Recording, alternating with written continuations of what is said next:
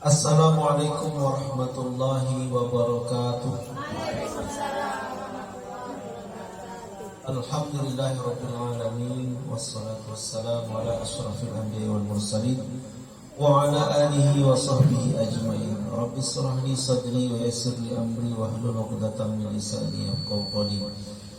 Bapak dan Ibu Majelis Guru SD Negeri 10 Bagaimana yang kami hormati, karyawan SD Negeri 10 Bagaimana yang kami hormati, bersyukur kita kepada Allah dengan ucapan Alhamdulillahirabbil alamin.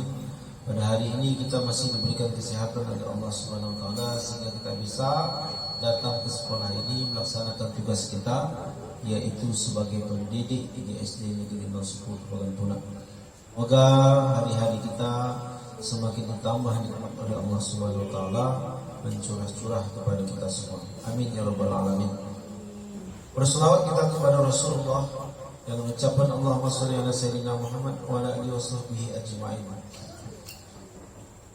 Sangat beruntunglah orang yang semakin banyak bersolawat kepada Rasulullah sallallahu alaihi wasallam, karena Rasulullah adalah salah satu contoh, salah satu suri tauladan, terutama tauladan akhlak, suri tauladan kita sebagai pedoman kita untuk menjadi seorang pendidik, yaitu menjadi pendidik yang terbaik. Bapak dan Ibu Majelis Guru SD Negeri 10 Bagaimana, pada hari ini sama-sama kita akan menyaksikan sosialisasi budaya positif yang akan disampaikan oleh Ibu Sri Rahayu MPD. Pada Ibu Sri Rahayu MPD kami persilakan dengan segala hormat. Terima kasih kami ucapkan kepada Bapak Kepala Sekolah SD Negeri 10 Bagaimana. Bismillahirrahmanirrahim. Assalamualaikum warahmatullahi wabarakatuh. Alhamdulillahirabbil alamin. Bersyukur kita kehadiran Allah Subhanahu wa taala karena pada hari ini kita masih diberi kesempatan, masih diberi kesehatan untuk bisa melakukan aktivitas kita seperti biasanya. Salawat dan salam tidak lupa kita hadiahkan buat junjungan kita Nabi besar Muhammad sallallahu alaihi wasallam dengan mengucapkan Allahumma shalli ala sayyidina Muhammad wa ala ali sayyidina Muhammad. Mudah-mudahan kita mendapat syafaatnya di yaumil mahsyar nanti. Sebelum saya mengadakan sosialisasi ini, saya mau mengucapkan terima kasih kepada Bapak Kepala Sekolah yang sudah memberikan kesempatan kepada saya untuk berdiri di sini mensosialisasikan tentang budaya positif. Hari ini kami dapatkan dari pelajaran kami pendidikan guru penggerak. Mudah-mudahan kawan-kawan kita di sini semuanya nanti lulus untuk mengikuti guru penggerak ini. Selain itu saya juga mengucapkan terima kasih kepada rekan-rekan saya di sini, kepada Bapak Ibu Majelis Guru SD Negeri 10 yang sudah mau bekerja sama dengan saya untuk sosialisasi ini berjalan dengan baik. Supaya tidak memperpanjangkan waktu, ini sekarang saya akan mensosialisasikan tentang budaya positif di sekolah. Ini yang akan kita pelajari hari ini, atau yang saya sosialisasikan. Budaya positif di sekolah itu, di sini ada yang pertama ada perubahan paradigma belajar. Nanti akan dijelaskan. Setelah itu ada disiplin positif, ada teori motivasi, hukuman dan penghargaan, posisi kontrol guru, kebutuhan dasar manusia, keyakinan kelas, dan segitiga restitusi. Ya Bapak Ibu, mungkin bagi semua ini ada hal yang baru masuk ke saya. Ini adalah hal yang baru saya dapatkan dari pendidikan guru penggerak ini. Jadi beruntungnya kalau kita nanti ada kesempatan untuk mengikuti pendidikan guru penggerak ini, insya Allah bisa merubah paradigma kita dari menjadi yang lebih baik. Jadi kita lihat ini ada perubahan paradigma, yaitu stimulus respon namanya dengan teori kontrol.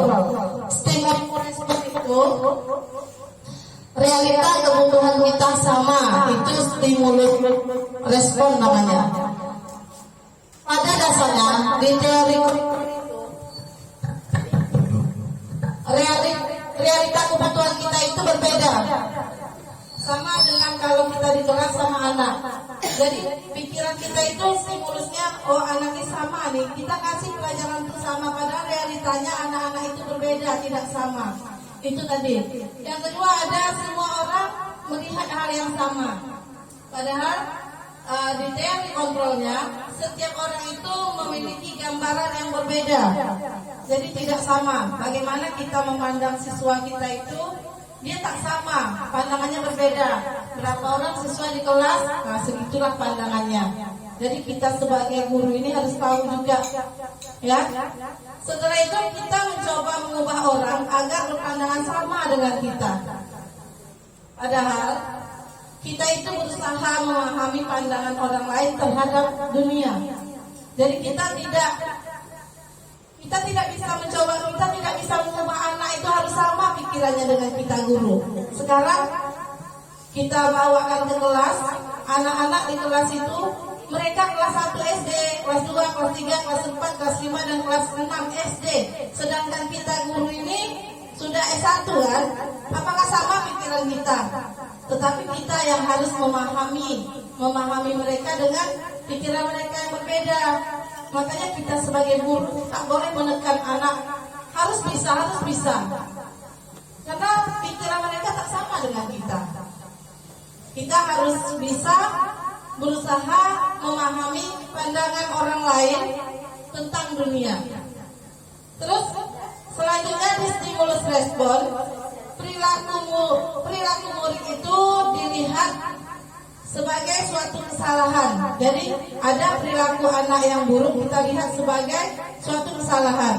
Apa yang kita lupa dalam teori kontrolnya?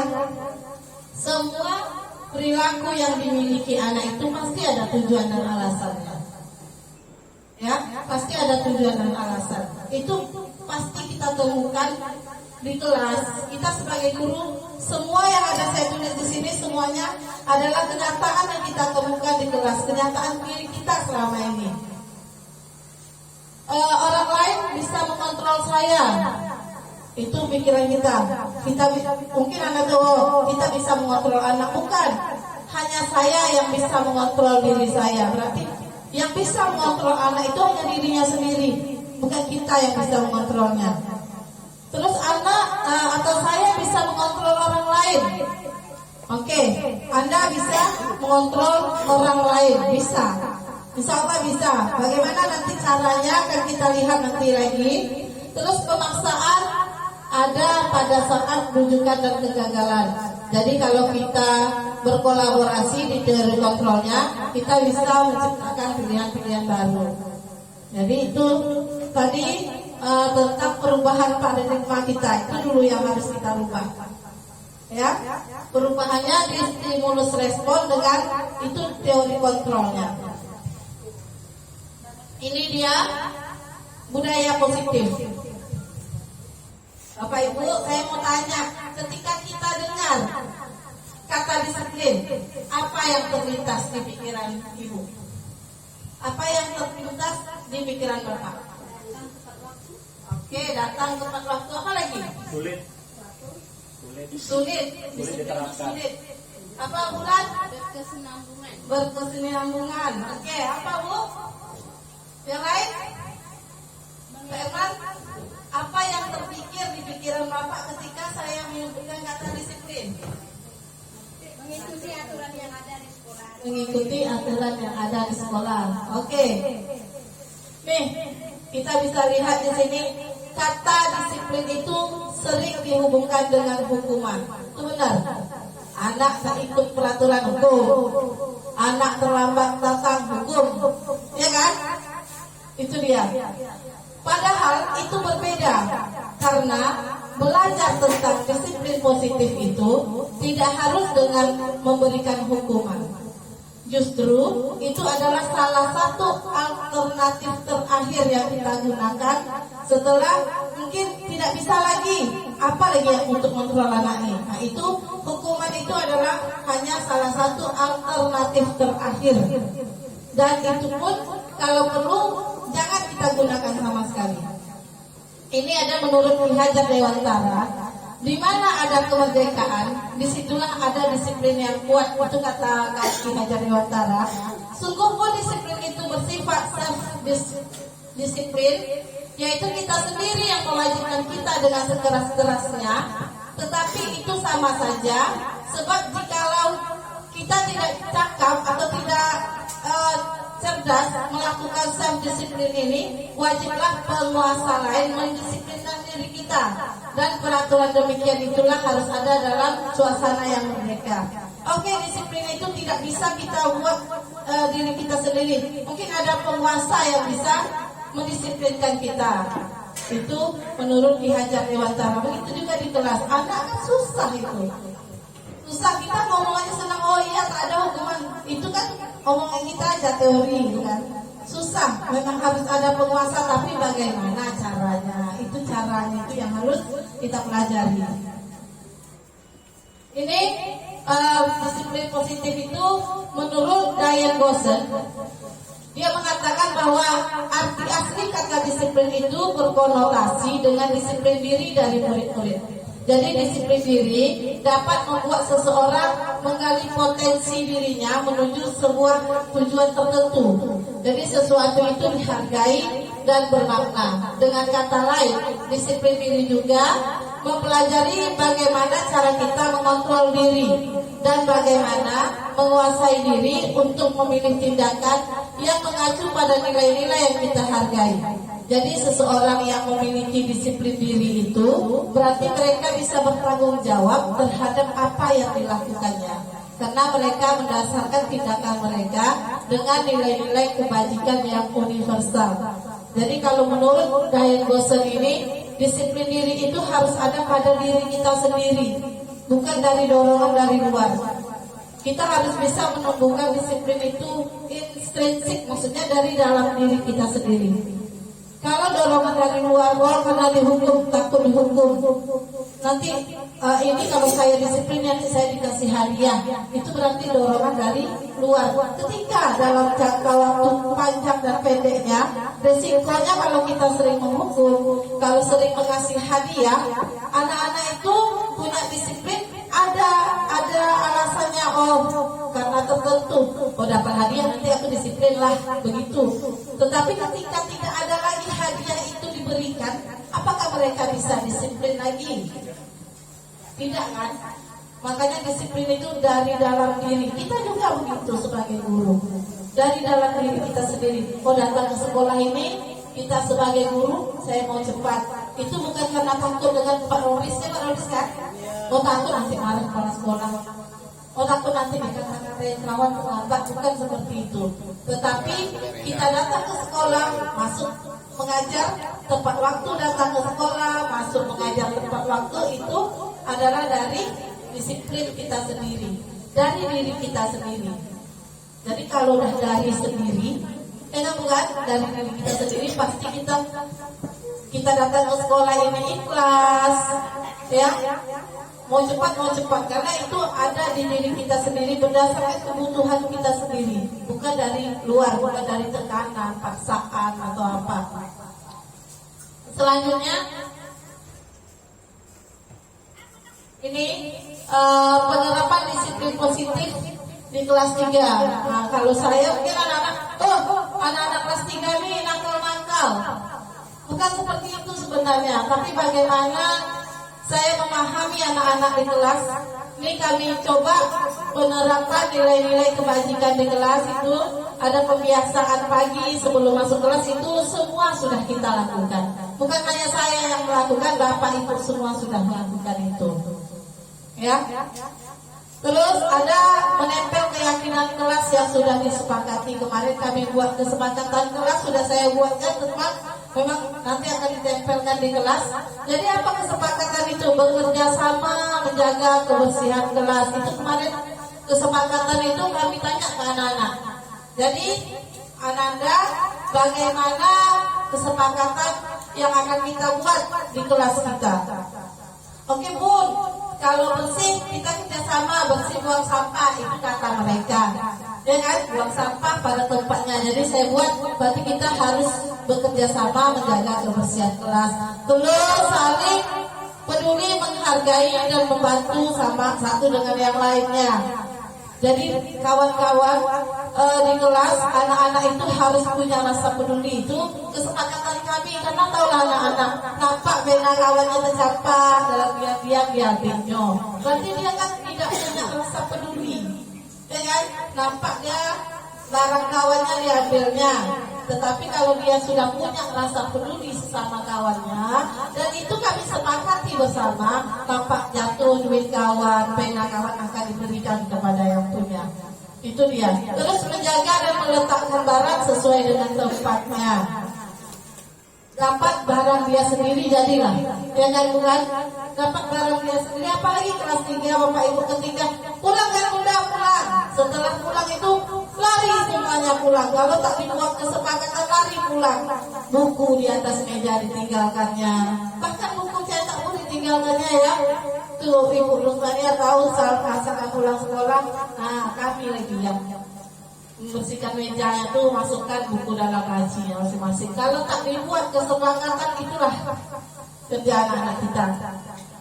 Terus kami buat juga ada tepat waktu dan aktif di kelas. Itu kesepakatan dari keyakinan kelas.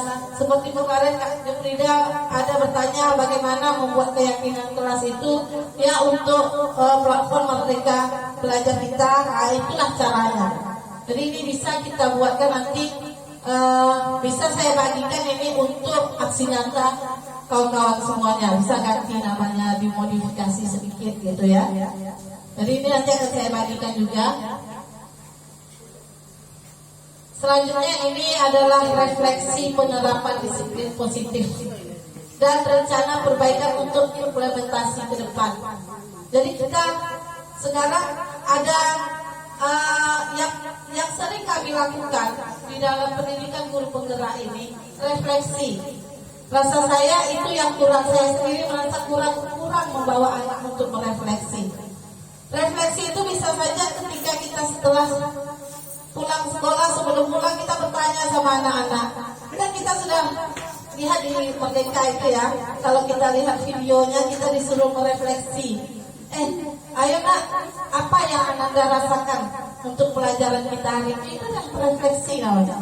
Oh tadi pelajarannya Bunda susah, Bunda begini kan, itu jadi refleksi kita. Kita tanyakan apa yang dirasakan anak. Oh ada mungkin yang bisa, oh enak hari Bunda kami bisa melakukan latihan ini, jadi bisa. Nanti ada yang kekurangan yang saya tak paham, yang ini Bunda bisa gitu, yang ini Bu, yang ini Pak saya tak bisa. Itu refleksi namanya. Setelah habis pelajaran olahraga macam tadi, kita refleksi nak, ajak anak merefleksi apa yang kita pelajari seharian itu. Kalau kami guru kelas kan seharian kami di kelas ya. Jadi sebelum pulang ajaklah merefleksi, biar mereka tahu dan kita tahu apa yang dibutuhkan sama anak-anak. Ya, sekarang kita memang harus tahu apa yang dibutuhkan anak ini sebenarnya, kan gitu kan? Karena kalau kita tak tahu kebutuhan anak, jadi kita mengajarnya langsung mengajar seperti mengajar orang dewasa, itu yang tak bisa. Jadi anak SD, kita S1 saya bilang, pikiran kita sama anak tentu berbeda, kita tak bisa samakan. Itu tadi. Selanjutnya ada rencana perbaikan itu memang saya buat, itu untuk berusaha, insya Allah rencana perbaikan itu menerapkannya setiap hari akan diterapkan sehingga menjadi suatu kebiasaan bagi murid-murid kita. Apa yang kita lakukan terapkan, bukannya senang, bukannya mungkin dalam waktu 1 bulan kita sudah bisa mengubah disiplin anak, tak bisa. Itu bahkan bertahun-tahun sebenarnya kalau kita biasakan setiap hari. Itu untuk disiplin positif. Sekarang materi selanjutnya itu ada teori motivasi. Ngantuk enggak? Lelah enggak? Kalau lelah ngantuk, speaking kita dulu kan? Lanjut. Oke, terima kasih semangatnya Bapak Ibu. Oke, ini ada teori motivasi dari Diane Gosset dalam bukunya dengan namanya Restructuring School Discipline, menyatakan ada 3 alasan motivasi perilaku manusia. Yang pertama yaitu kita ini sebagai manusia. Yang pertama, teori motivasinya untuk menghindari rasa sakit atau hukuman. Jadi anak itu termotivasi untuk belajar karena hanya untuk menghindari rasa sakit atau kalau tak belajar nanti aku kena hukum, kalau tak belajar nanti aku kena marah. Itu untuk dihindari, itu teori motivasinya. Yang kedua yang tadi seperti saya sebutkan, yang kedua mereka untuk mendapatkan pujian atau imbalan. Ya, imbalan, penghargaan. Oh, kalau saya nanti juara dapat hadiah. Kalau saya datang tepat waktu, kasih ibu saya hadiah. Itu. Terus yang ketiga untuk menjadi orang yang diinginkan dan menghargai diri sendiri dengan nilai-nilai yang dipercayainya. Dari 3 teori motivasi ini, yang paling bagus yang harus anak punya itu adalah yang ketiga. Jadi motivasi itu untuk menjadi orang yang diinginkan, dia menghargai dirinya sendiri.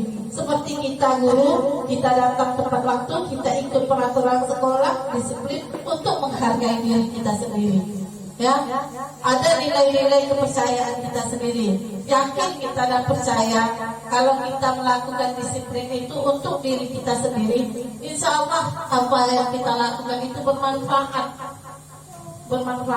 Jadi kita tidak nanti hukuman, ada motivasinya karena takut hukuman, ada motivasinya karena takut karena mau pujian, mau penghargaan. Begitu juga kalau kita pikirkan ke anak-anak kita, dikenaskan, aku nanti dapat hadiah, harus bisa. Ketika tak dapat hadiah, bukannya ada hadiah, biasa aja lah.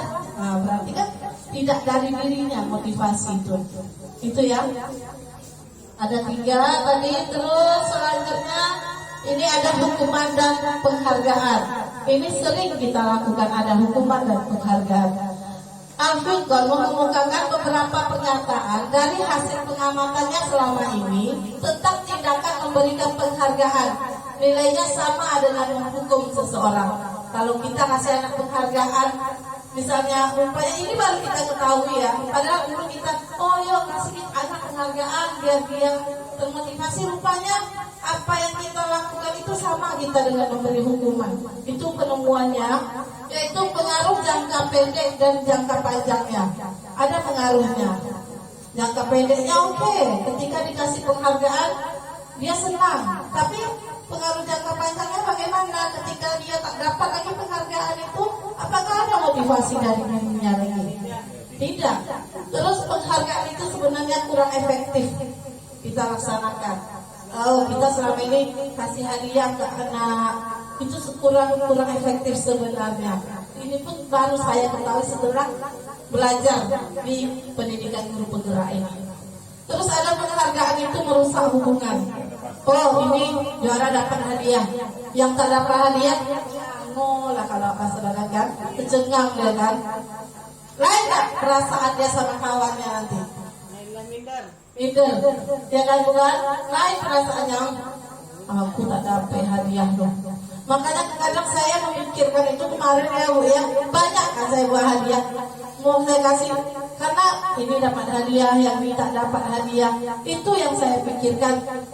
Rasanya merusak hubungan. Terus penghargaan itu sebenarnya menghukum. Karena aku ini dapat penghargaan, besok aku harus bisa supaya dapat lagi. Rasanya apa yang dilakukannya itu untuk memotivasi dirinya itu terpaksa. Sedangkan kita kurikulum merdeka. Merdeka itu tanpa terpaksa. Bagaimana kita merdeka? Ya kan? Ketika dijajah kita merdeka itu kan bebas, tak ada paksaan, itu dari diri kita sendiri gitu. Jadi sebenarnya penghargaan itu juga berupa hukuman. Itu dia yang sudah saya pelajari juga. tentang penghargaan dan hukuman ini dia. Nah, ini ada perbedaan hukuman, konsekuensi dan restitusi. Ini Bapak Ibu ya, hukuman itu sifatnya negatif. Yang pertama, murid akan merasa tersakiti, ya kan? Anak datang terlambat. Saya tadi tak sempat ada cerita kemarin anak datang terlambat sampai dibully. Mungkin kita ada tonton itu ya di TikTok, di media sosial. Mengapa kamu datang terlambat? Datang kawannya satu kelas dilempari. Gurunya pun marah. Kalau datang satu orang terlambat, duduk gurunya. Tak datang satu orang ini, takkan belajar, dihukum satu kelas. Tersakiti kan? Itu sangat menyedihkan ceritanya.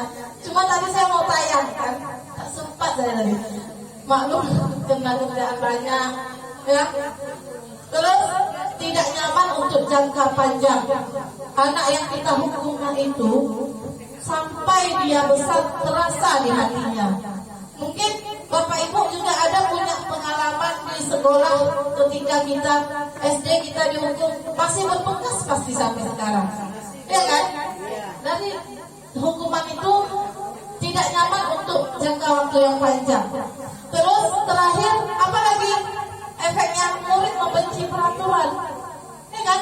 Kita buat peraturan, pasti begitu. Kita merasakan, kita kan sudah menjalani itu ya. Waktu kita SD, SMP, SMA dengan peraturan yang seabrek-abrek zaman dahulu, tahu kita. Jadi anak-anak sekarang juga seperti itu, nanti akan membekas. Terus ada model pemaksaan, itu tadi, berarti belum merdeka, dipaksa-paksa. Terus mendorong, menyalahkan diri. Itu kalau hukuman, setelah itu ada konsep dirinya jadi buruk. Itu makanya hukuman itu sifatnya negatif. Terus ada yang namanya konsekuensi. Ketika anak datang terlambat 5 menit, masuk ke kelas silakan belajar, nah, tetapi nanti kamu pulangnya 5 menit lebih lama dari kawannya ya. Itu namanya konsekuensi. Itu contohnya konsekuensi itu. Oh, nanti kawannya sudah berlari 1 putaran keliling lapangan Pak Adi, dia baru datang. Oke, Pak Adi tambah dia 1 kali keliling lapangan lagi, yang terlambat tadi itu namanya konsekuensi. Konsekuensi itu juga membuat murid dibuat tidak nyaman. Tetapi konsekuensi ini sebenarnya dia netral. Tidak nyaman untuk waktu jangka pendek, karena dia tadi pendek saja. Tadi kan kamu terlambat 10 menit. Jadi kamu kawannya pulang, kamu tunggu dulu 10 menit untuk mengejar keterlambatan kamu tadi. Itu kan konsekuensinya dia terlambat. Nah, terus murid akan menghormati peraturan itu. Dia merasa tidak terpaksa. Karena kan berpikir dia tadi aku terlambat kan, tentu aku harus pulang lebih lama sedikit dari kawan. Itu konsekuensi. Terus ada model stimulus respon. Ada kita kasih itu, tentu otaknya akan merespon, akan berpikir dia, oh iya begini, merasa tidak dihukum. Ya, terus itu mendorong kepatuhan, terus konsep dirinya baik. Itu adalah yang namanya konsekuensi. Terus ada lagi yang ini yang untuk positifnya sekarang ini yang akan digembar-gemburkan namanya restitusi. Restitusi ini murid akan mendapat penguatan. Seperti kemarin saya sudah laksanakan restitusi ini ketika liburan kemarin. Nah, ada anak-anak yang saya ajak, itu adalah kan ada video saya bagikan, itu contoh restitusi, menguatkan murid dalam jangka waktu panjang, ya. Terus murid akan menghormati dirinya dengan orang lain. Metode teori kontrol, mendorong disiplin positif, terus konsep dirinya kuat. Ini restitusi. Nanti untuk restitusi akan kita pelajari, ada yang namanya segitiga restitusi. Oke, kita sudah lihat ada perbedaan antara hukuman, konsekuensi, dan restitusi. Sekarang kita sebagai guru ini kita akan mempelajari posisi kontrol sebagai manusia. Bapak Ibu, sebenarnya kita ini ada 5 posisi kontrol yang ada sama kita. Yang pertama itu sebagai penghukum. Bagaimana ciri-cirinya? Seorang penghukum biasanya menggunakan hukuman fisik dan verbal. Sebenarnya ada videonya juga nih. Kalau penghukum ketika datang cepat, anaknya datang dulu, ngapa kamu terlambat? Oh, saya begini Bu, sekarang push up. Nah itu dia, berarti gurunya itu ada di posisi penghukum. Atau yang anak yang datang terlambat, yang terlambat keluar. Seperti kalau tidak yang umum kita lakukan ketika upacara. Oh, anak yang pakai seragam di sini, hukum. Nah gitu kan? Nih, itu posisi kita sebagai penghukum kita. Hukumannya di sini. Iya kan? Itu udah kita lakukan. Saya dulu melakukan itu. Kan kawan-kawan saya sendiri juga melakukan itu dulu. Sebelum saya tahu. Ya kan? Terus ada pembuat rasa bersalah. Jadi pada posisi ini biasanya guru itu berbicara lebih lembut. Biasanya membuat orang lain merasa tak nyaman, bersalah atau rendah diri. Apa contohnya? Nah, belajarlah baik-baik. Lembutnya cakap guru tuh. Kan kalau kamu tak belajar dia, kesian orang tua kamu. Jadi dia merasa bersalah. Salah. Kan merasa bersalah kan?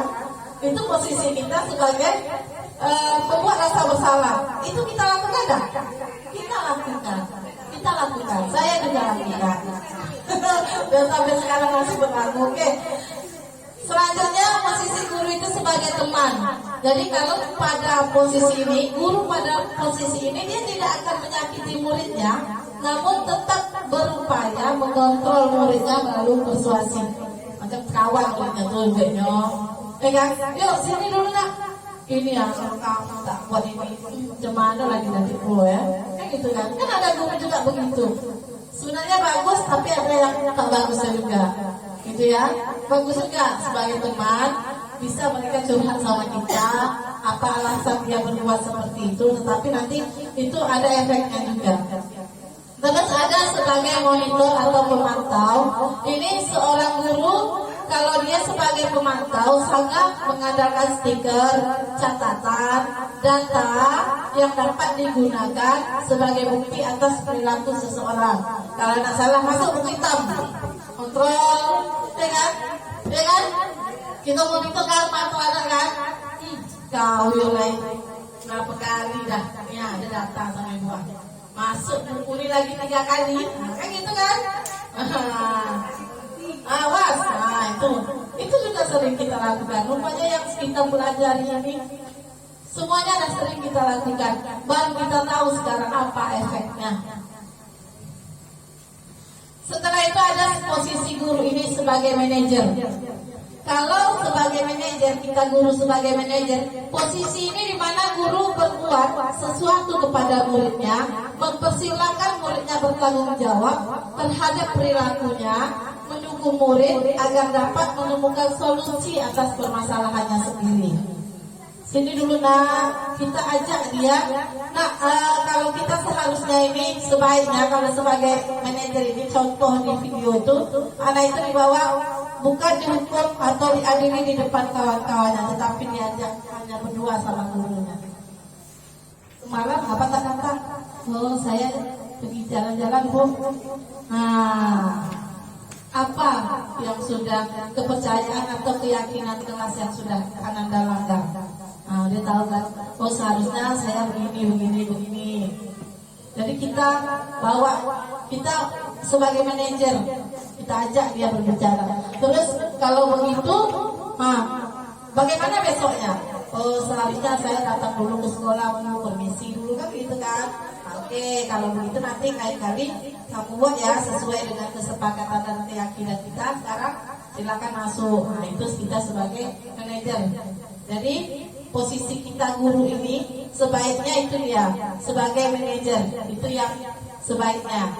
Boleh kita guru ini kan pandai berakting, boleh sebagai teman, boleh sebagai manajer, mana yang terbaik. Tetapi kalau bisa kita menghukum itu kita hindarilah sebagai penghukum. dikit-dikit anak dihukum, sedikit-sedikit dihukum. Itu yang kita hindari, atau membuat rasa bersalah kunci artinya kan. Kesian program. Nah, itu. Oke ya. Ini ada kebutuhan dasar kita sebagai manusia. Capek? Ngantuk? Apa Pak? Ada masukan? Ya, boleh sampai di situ tadi itu. Mungkin ada masukan, boleh. Nah, silakan dulu Pak Kepala Sekolah. Bapak dan Ibu yang berbahagia, ini kan merdeka belajar, kita guru merdeka mengajar. Jadi hal-hal seperti ini juga bisa kita ciptakan untuk kita guru.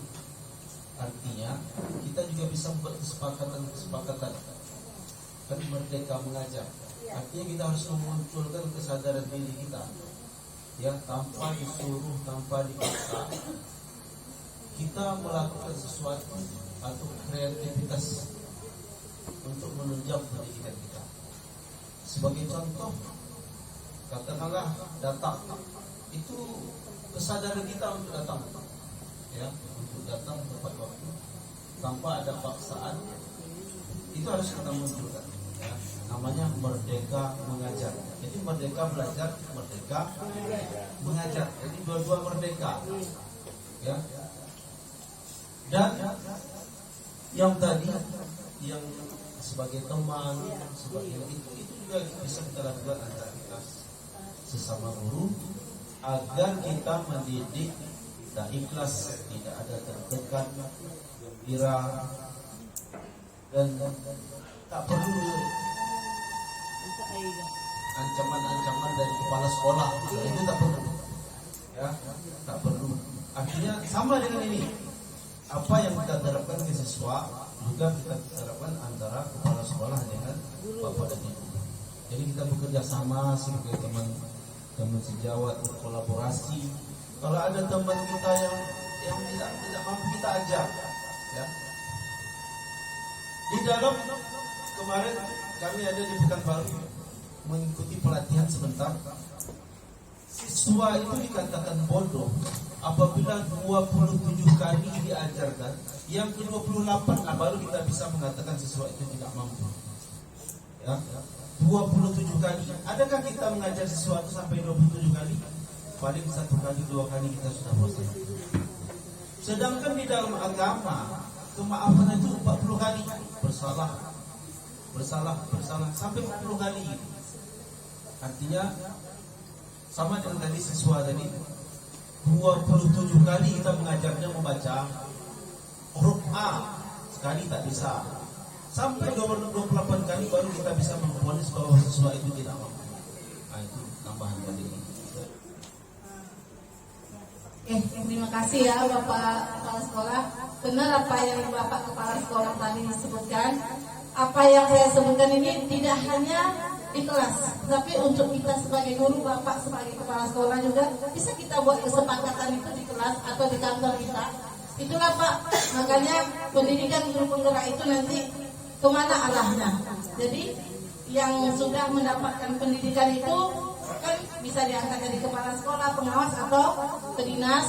Jadi dia sudah tahu bagaimana cara mengontrol kawan-kawannya. Kalau kami guru mungkin lebih ke kelas, ke anak-anak kami gitu. Terima kasih Bapak. Assalamualaikum warahmatullahi wabarakatuh. Dan saya hormati Wahyuni.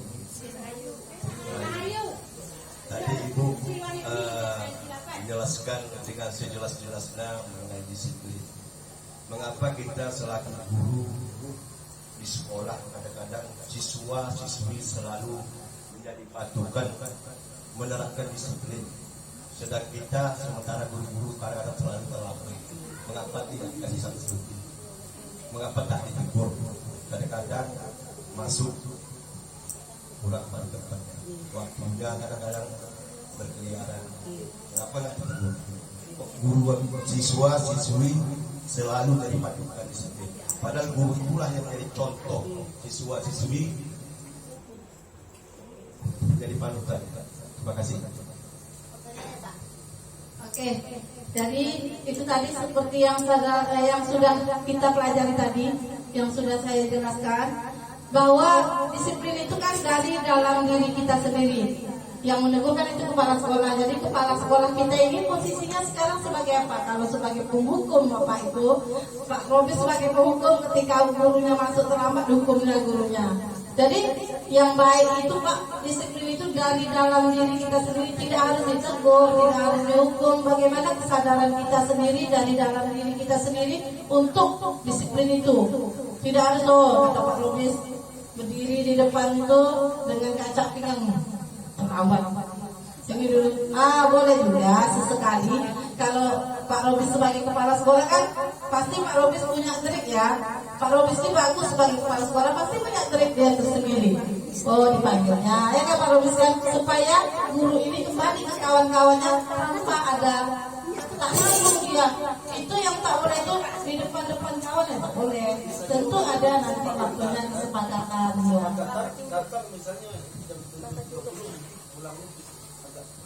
Iya, oh iya, bisa.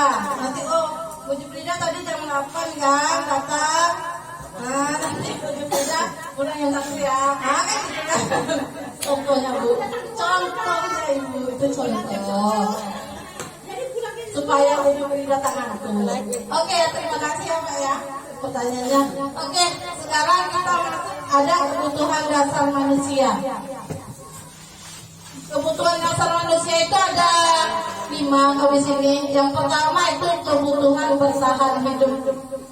Tentu kita punya kebutuhan bertahan untuk hidup.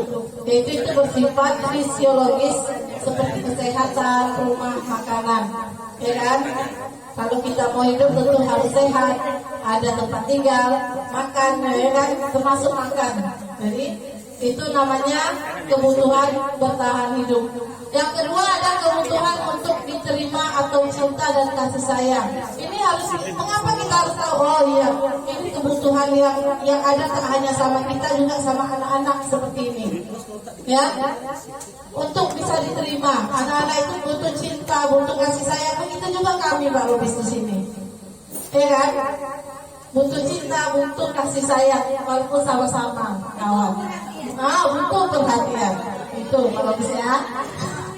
Yang ketiga ada kebutuhan pengakuan atas kemampuan atau kekuasaan. Itu Pak Rubis. Iya, tuh kebutuhan manusia. Terus ada kebutuhan pengakuan atas kemampuan atau penguasaan. Itu berhubungan dengan kekuatan untuk mencapai sesuatu, menjadi kompeten dan dianggap berharga. Itu memang kebutuhan kita. Kita butuh itu. Terus yang keempat ada kebutuhan akan pilihan atau kebebasan. Kebutuhan itu akan kemandirian dan memiliki pilihan ya. Tentu kita mau bebas, kita mau mandiri, kita ada pilihan. Mengajar ini juga pilihan seperti saya. Dari sana, oh ya, mengapa kesini ini pilihan saya? Ya kan? Dan masuk di sana sama selama 22 tahun. Mengapa saya memilih di sini? Itu kebutuhan saya kan, untuk bebas memilih di mana saya bisa nyaman. Ya. Terus yang kelima ada kebutuhan untuk merasa senang, ada kesenangan. Semua kita butuh itu. Mungkin sedih datang ke sekolah ini sedih, sama dengan anak di kelas datang ke sekolah sedih hatinya. Jadi kita buatlah dia senang. Bagaimana dia mencari kesenangan, bermain, tertawa, begitu juga dengan kita. Ini kebutuhan dasar manusia.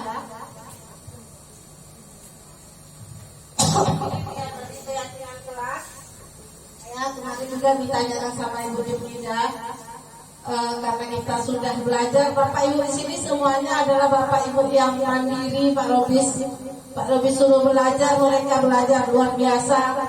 Sebentar aja tengok di platform belajar Merdeka ya, Mandiri Merdeka itu rasanya sudah berapa modul nih yang bisa nih. Hampir semua sudah selesai.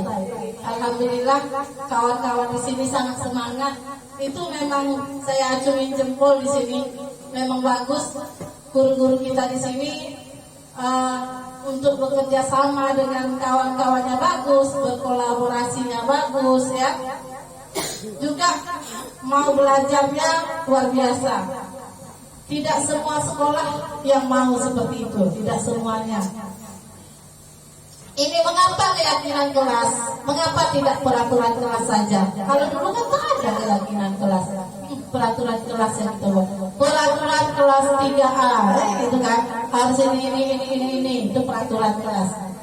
Seseorang itu akan lebih tergerak dan bersemangat untuk menjalankan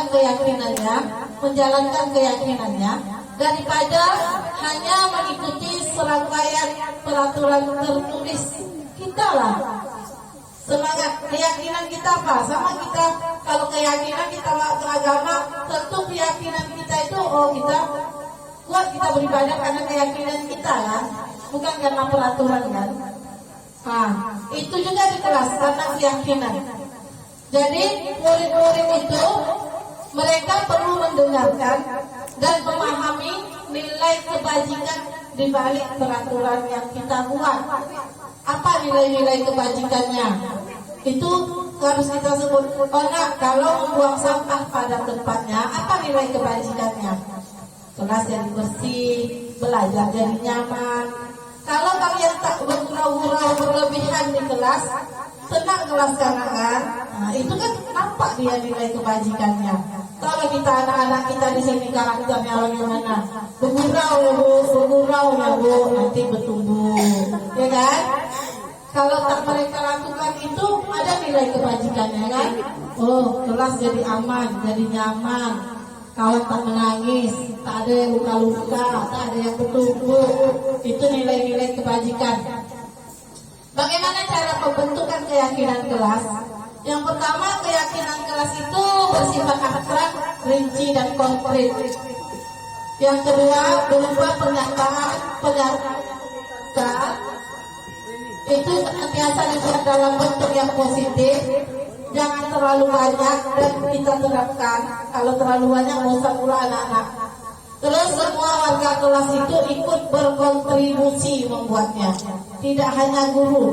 Ini keyakinan kelas harus ini itu peraturan kelas. Tapi kalau keyakinan kelas, ayo nak, apa keyakinan kelas yang kita buat? Yuk kita sepakat dari mereka. Keluar harus permisi bu, oke kita catat. Ya, jadi itu mereka yang buat. Untuk mereka sepakat, itu keyakinan kelas, bukan peraturan kelas. Ini dia pengalaman penerapan menyusun keyakinan kelas. Itu kami di kelas, ayo nak saya sebut apa keyakinan kelas kita. Mereka kan itu antusias mereka. Harus begini bu, harus begini, itu kata mereka. Jadi hanya sempat fotonya saja kemarin, susah untuk buat videonya. Ini responnya. Jadi apapun yang direspon anak kita tanggapi.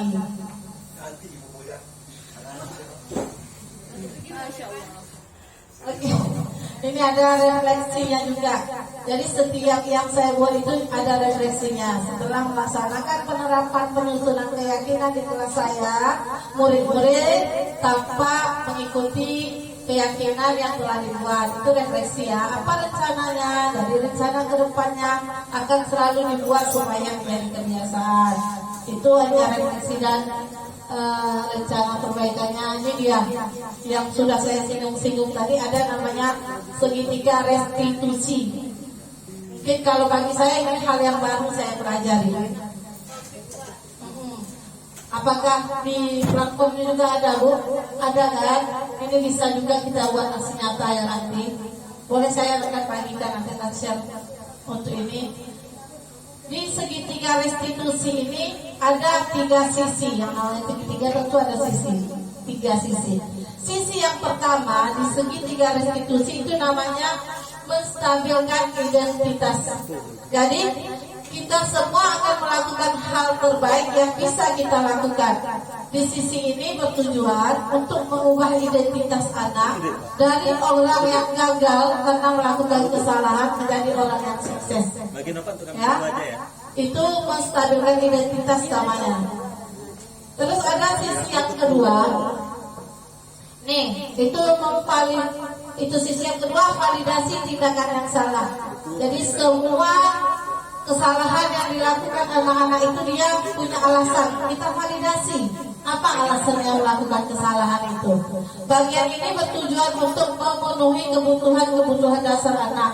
Ada contoh pertanyaannya. Kamu pasti punya alasan mengapa melakukan itu. Setiap anak yang berbuat kesalahan itu kita tanya alasannya. Apa alasan kamu nak? Pasti kamu punya alasan buat kesalahan ini. Jadi tak hanya engkau ya, tak hanya kita hukum langsung seperti itu saja. Kita tanya dulu apa alasan dia berbuat seperti itu.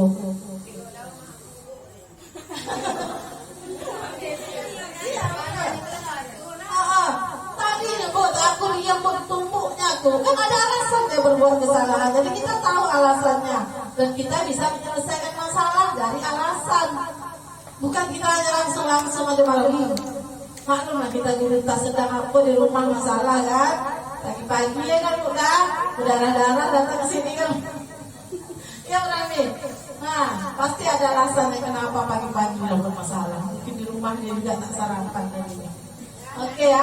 Terus yang ketiga ada menanyakan keyakinan. Jadi kita semua memiliki motivasi internal. Contohnya apa yang kita percaya di kelas. Nah, itu contoh pertanyaan. Apa yang Anda percaya di kelas? Terus apalagi apa nilai-nilai kebajikan yang telah kita sepakati? Kan kita sepakat tadi, kita tanya. Nilai-nilai kebajikan apa yang sudah kita sepakati? Nah, oh begini Bu, begini. Jadi itu namanya menanyakan keyakinan. Nih dia ini pengalaman menerapkan segitiga restitusi. Ini video ini sebenarnya karena tadi saya ambil PNG-nya. Kalau di Canva ini video bisa ditayangkan dan rasanya Bapak Ibu sudah lihat juga kemarin ya. Ini penerapan segitiga restitusinya dan kemarin juga ada tanggapan dari murid. Nantilah kita lihat tanggapan murid. Tapi intinya kemarin setelah saya buat praktik itu ditanya bagaimana nak? Oh saya merasa tidak dihukum Bu, kata gitu. Enak rasanya ketika berbuat kesalahan itu ditanya baik-baik, tidak langsung dihukum di depan kawan-kawan. Jadi dia merasa nyaman seperti itu dan dia tidak malu ketika dia kembali ke habitatnya ya. Habitatnya, dia kembali lagi ke kawan-kawannya, tak malu dia. Ketika kita marah sama dia di depan kawan-kawan dan kita suruh duduk kembali di depan kawan-kawan, itu pasti udah jatuh air mata anak kita, malu dia.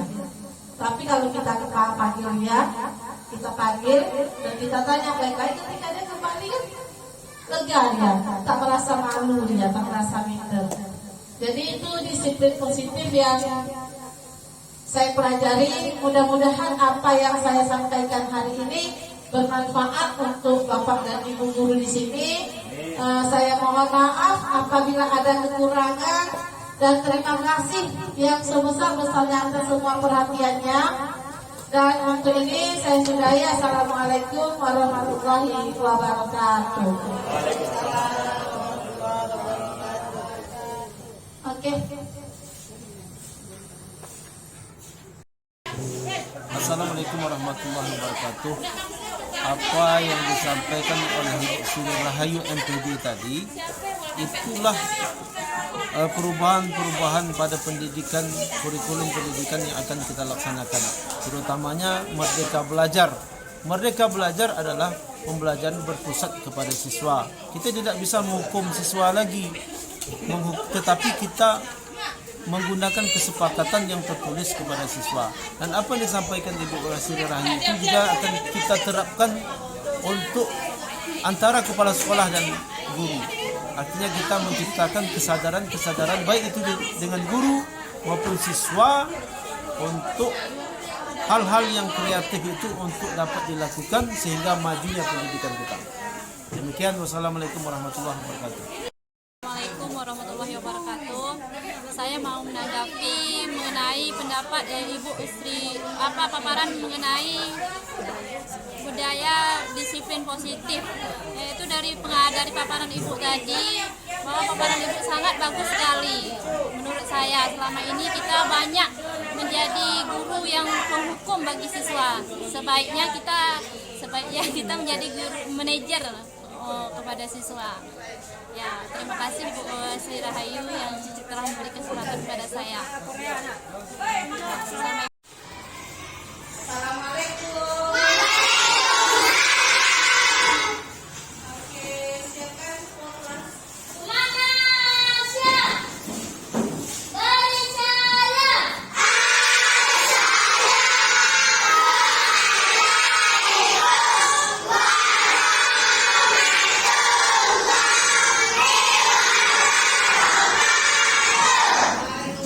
warahmatullahi wabarakatuh.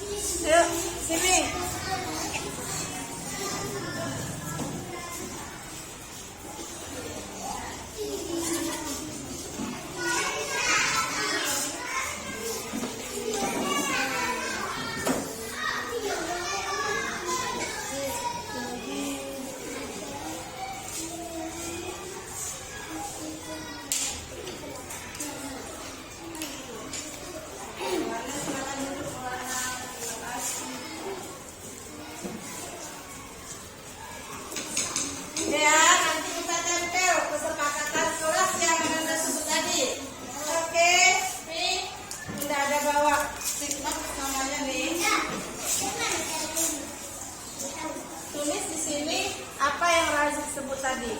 Razi mau kelas yang seperti apa? Kelas yang tadi kita catat yang Razi sebut tadi. Menanam guru. Ini di sini ya? Ya.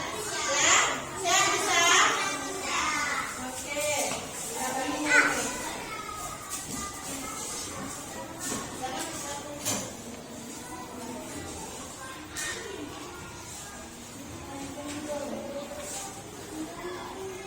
Kalian duduk saja, jangan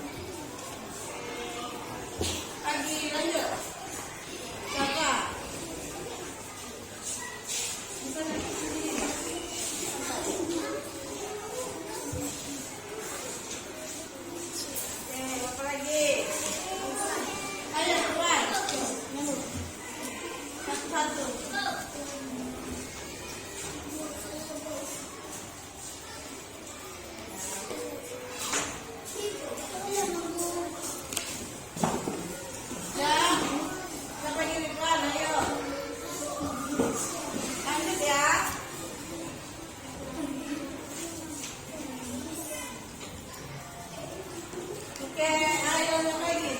Kenanya cepat. Ayo yang siap langsung tempel.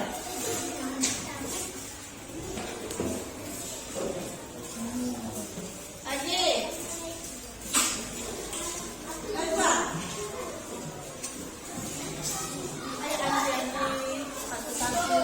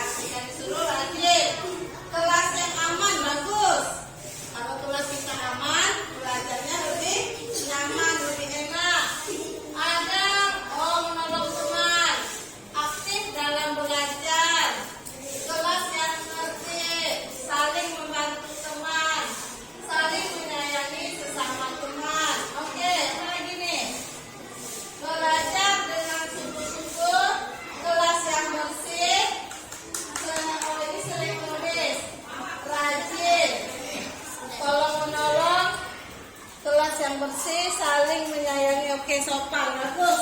Ini adalah kesepakatan yang kita buat. Kalau sudah kita buat kesepakatan kelas kita seperti ini, maka apa yang akan kita lakukan? Sopan.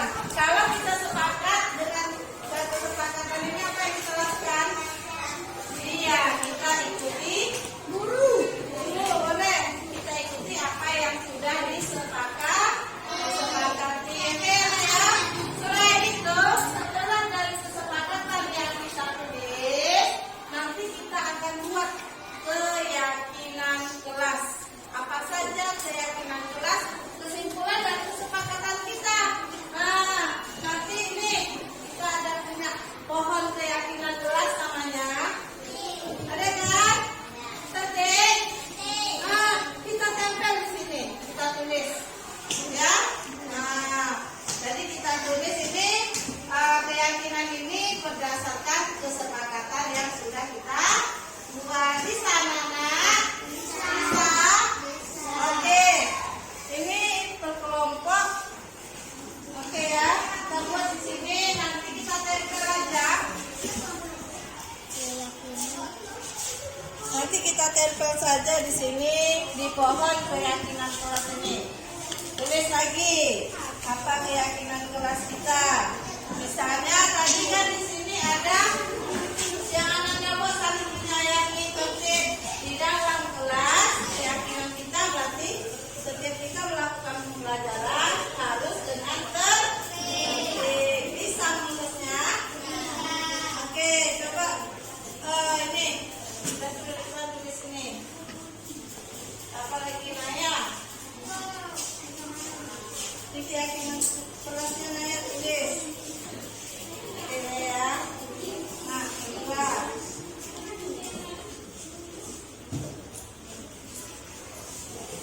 Nanti kita tempel ya.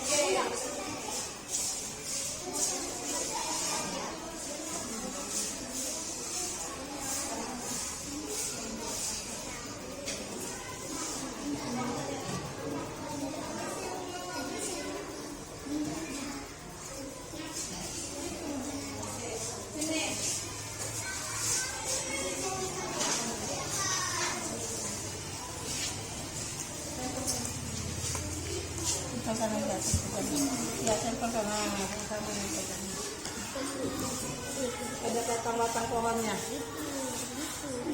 Ya, tolong mau dibuat. Ya. Dah, kalau sudah duduk.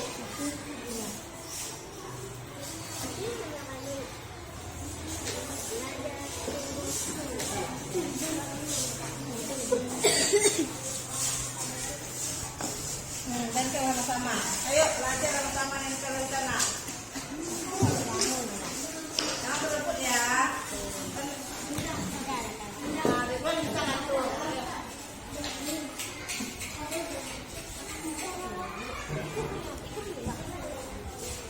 Ini Raman.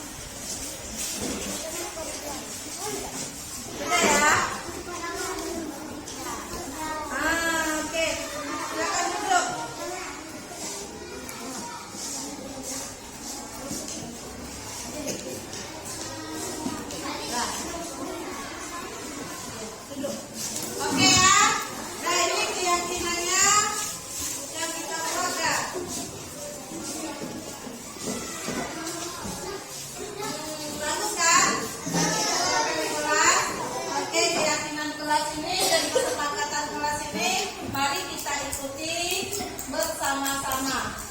Oke?